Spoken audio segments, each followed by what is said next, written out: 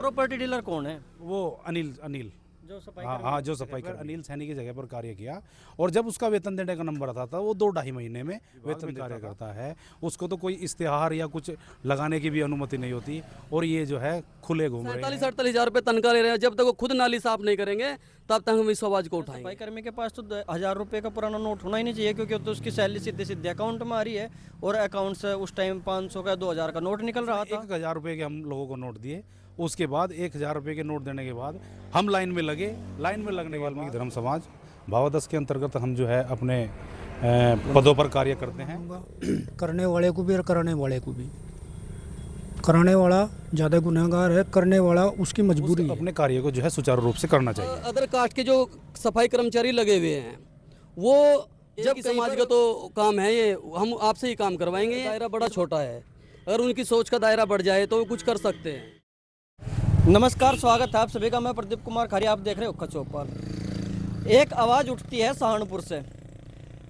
सफाई कर्मी जो सफाई कर रहे हैं वह सफाई कर्मी नहीं है, और जो सफाई कर्मी है वो सफाई नहीं कर रहे हैं। सरकार जिन्हें तनख्वाह दे रही है वो सफाई नहीं कर रहे हैं, और सरकार जिनको तनख्वाह नहीं दे रही है वह सफाई कर रहे हैं। इसी मुद्दे को लेकर आज हम सर आपका बहुत बहुत धन्यवाद। आपके चैनल का भी बहुत बहुत स्वागत करते हैं जी, आपके दर्शकों का भी। आपने एक आवाज़ उठाई थी सफाई कर्मियों के लिए, तो आपके माध्यम से हम जानना चाहते हैं कि वह क्या मामला था। पूरा मामला हमको बताइए। मामला यह है पत्रकार महोदय जी कि एक नौकरी है सफाई कर्मचारी की, खासकर ग्राम पंचायत सफाई कर्मचारी। उसमें मुद्दा यह है कि मेरा अपना मानना यह है कि जैसे डीएम अपनी ड्यूटी करते हैं, डीएम किसी पोस्ट पे अपनी पोस्ट पे जाते हैं, डीएम खुद ड्यूटी करते हैं, एसडीएम अपनी ड्यूटी खुद करते हैं। भाई एक हवलदार तक, एक होमगार्ड तक, एक पीआरडी तक, एक सेक्रेटरी, एक जो आशा लगी हुई है जिनकी तनख्वाह भी कुछ भी नहीं है, वह अपनी ड्यूटी खुद करते हैं।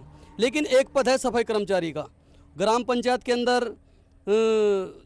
उसमें जो सरकार ने गांव की सफाई के लिए ग्राम पंचायत पे सफाई कर्मी की जो भर्ती की गई, उसके अंदर सारी बिरादरियों ने फार्म भरे। लेकिन फार्म भरने के बावजूद जो अदर कास्ट के लोग बाग हैं वह अपना कार्य खुद नहीं करते हैं। वह 7-7, 8-8 हज़ार रुपये पर दूसरों पे उस कार्य को कराते हैं। मेरा कहना यह है कि जब सब पदाधिकारी अपनी ड्यूटी खुद करते हैं तो उन सफाई कर्मचारियों को भी खुद अपनी ड्यूटी करनी चाहिए। इस पे तो ये होगा कि एक वाल्मीकि समाज एक ऐसा जो सफाई का कार्य कर सकता है। दूसरी बात कि जिनको 7-8 हज़ार रुपये में वह कार्य करा रहे हैं, क्या 7-8 हज़ार रुपये में वो अपने बच्चों का पालन पोषण कर सकते हैं? उन लोगों को वो शोषण कर रहे हैं। दूसरी बात कि अगर सफाई कर्मचारी का काम इतना गंदा है तो उन लोगों ने फॉर्म भरा क्यों है? यानी कि आपका कहने का जो तात्पर्य वह यह है कि जो सफाई कर्मी हैं, जो सरकारी सफाई कर्मी हैं, उन्हें फार्म भरना नहीं चाहिए था अगर वो सफाई नहीं कर सकते। जब उनकी सोच में, क्योंकि वो खुद ड्यूटी नहीं कर रहे हैं। ड्यूटी किस लिए नहीं कर रहे कि वो कार्य सफाई का है, और सफाई करते उन्हें श्रम लगती है। अगर उन्हें ये ड्यूटी नहीं करनी थी, उनको इस काम करने में श्रम लगती थी, तो उन्होंने ये फॉर्म नहीं भरना था। जो कार्य करता उसको अपनी अच्छी तनख्वाह मिलती, वो अपने बच्चों की परवरिश अच्छे से करता, अपने बच्चों की पढ़ाई अच्छे से कर पाता।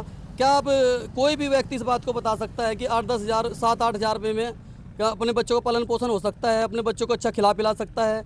आज महंगाई का दौर है। दूसरी बात कि सफाई कर्मचारी जितने उस समय की सरकार ने भर्ती किए थे वो है उतने ही हैं, उनमें कोई आगे बढ़ोतरी भी नहीं हुई है।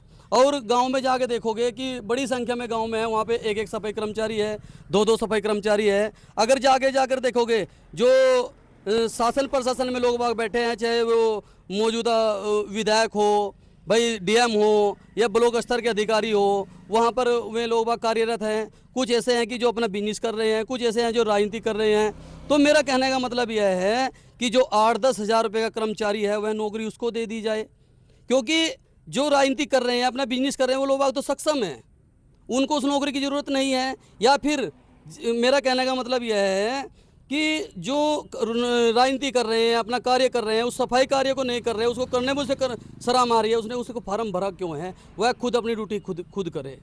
तो आपको भी ऐसा लगता है कि सफाई कर्मी जो है वो अपना कार्य नहीं कर रहे हैं? दूसरी बात यह है कि सफाई पर क्या एक ही जाति का टैग? आज से 2009 में पंचायत राज विभाग में 9 में सफाई कर्मचारी पंचायत राज विभाग के अंतर्गत जो आते हैं, इसमें जो है सर्व समाज के लिए ये जो है वैकेंसी निकाली गई थी।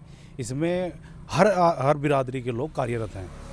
नकुड़ विधानसभा के अंतर्गत ले लो या जिले सहारनपुर में ले लो, जहाँ पर भी पंचायत राज विभाग में कार्यरत कर्मचारी हैं और सभी कार्यरत हैं। लेकिन दैनिक भोगी कर्मचारी इन लोगों ने लगाए हैं अपनी जगह पर, वो जो है कार्य भी कर रहे हैं और 7-8 हज़ार रुपये में अपना जीवन व्यापन कैसे करेंगे। जब सरकार ने आदेश किया है अपनी ड्यूटी को उनको खुद करना चाहिए, लेकिन अगर वो और किसी से भी करा रहे हैं तो लगभग 1,000 रुपये तो पर डे देना चाहिए। अगर 1,000 रुपये भी नहीं दे सकते, 700-800 रुपये की मजदूरी तो चाहिए ही। अगर मतलब पंचायत राज विभाग में भी कार्य करते हुए यह कर्मचारी ड्यूटी नहीं करते और सरकारी विभाग के अंतर्गत आते हुए भी अगर यह ऐसा कार्य करते हैं तो इन पे कार्रवाई होनी चाहिए।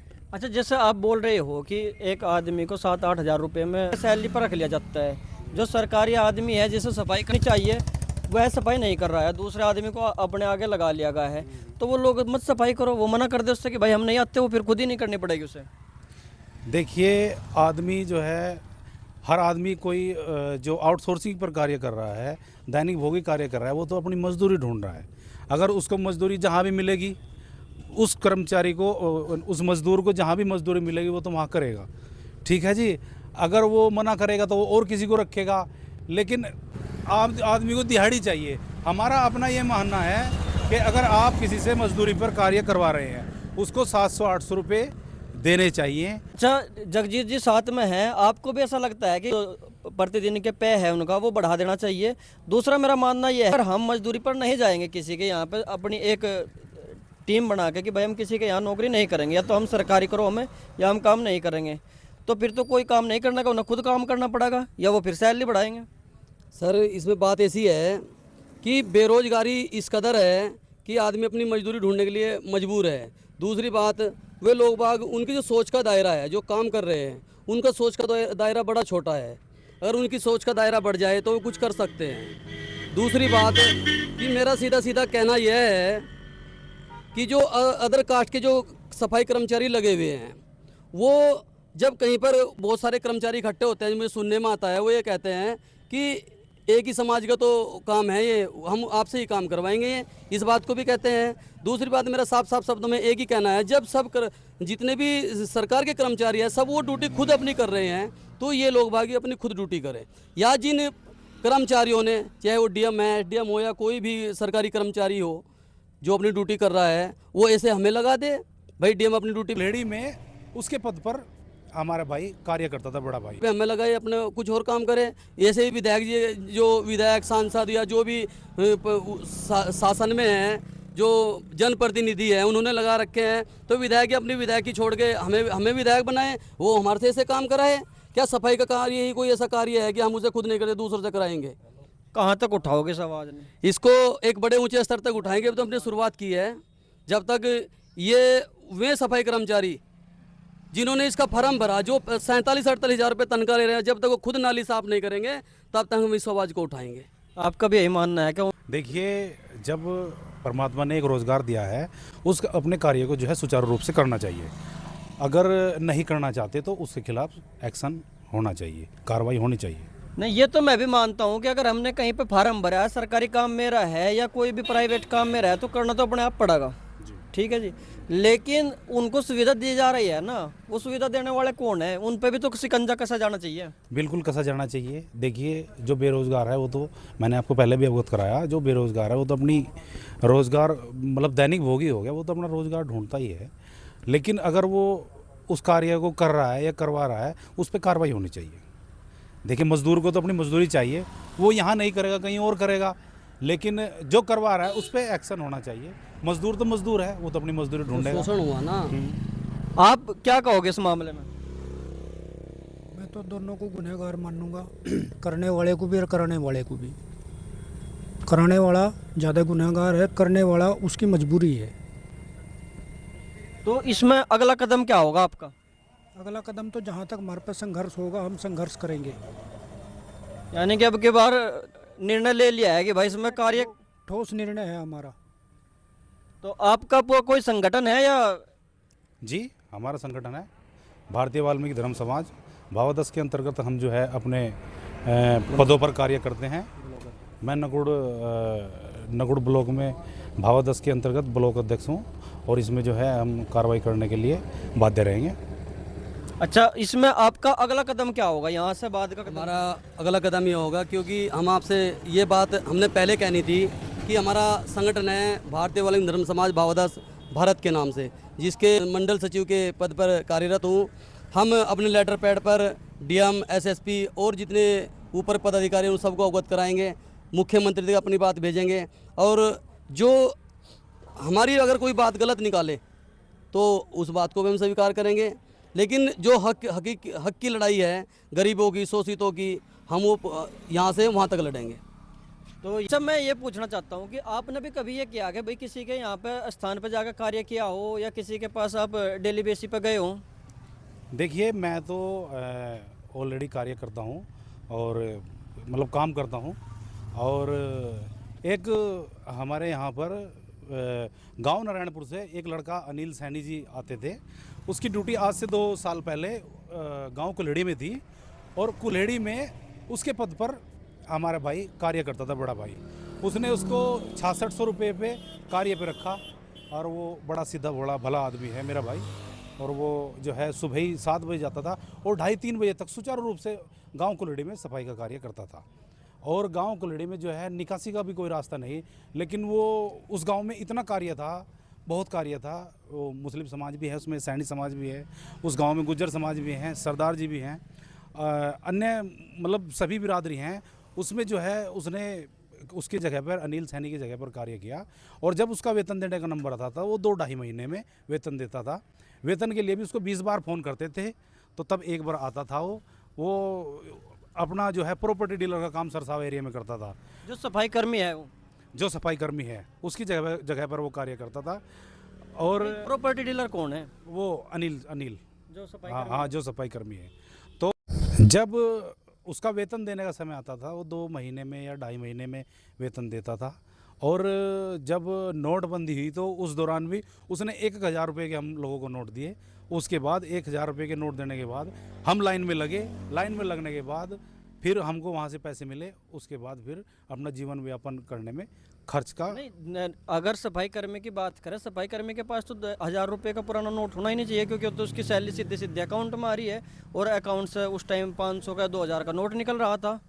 देखिए, जो सफाई कर्मी का कार्य कर रहा है और वह प्रॉपर्टी का भी कार्य कर रहा है, हो सकता है उनके पास कहीं से 1000 रुपये के नोट आए होंगे और उन्होंने हमें नगड़ बुलाकर 1000 रुपये के नोट दिए थे। तब जाके हमने यूको बैंक में जाकर वो जमा किए। उसके बाद फिर हमको न्यू करेंसी मिल पाई थी। तो आपकी सीधी सीधी शिकायत है कि एक तो सैलरी टाइम पे नहीं मिली और ना ही दूसरों को भी नहीं मिल पा रही होगी जब एक को नहीं मिल पा रही है। दूसरी बात कि वो अपना दूसरा बिजनेस भी साथ के साथ कर रहे हैं, इधर से 40-45 हज़ार रुपये ले रहे हैं और साथ के साथ दूसरा बिजनेस भी अपना हैंडल कर रहे हैं।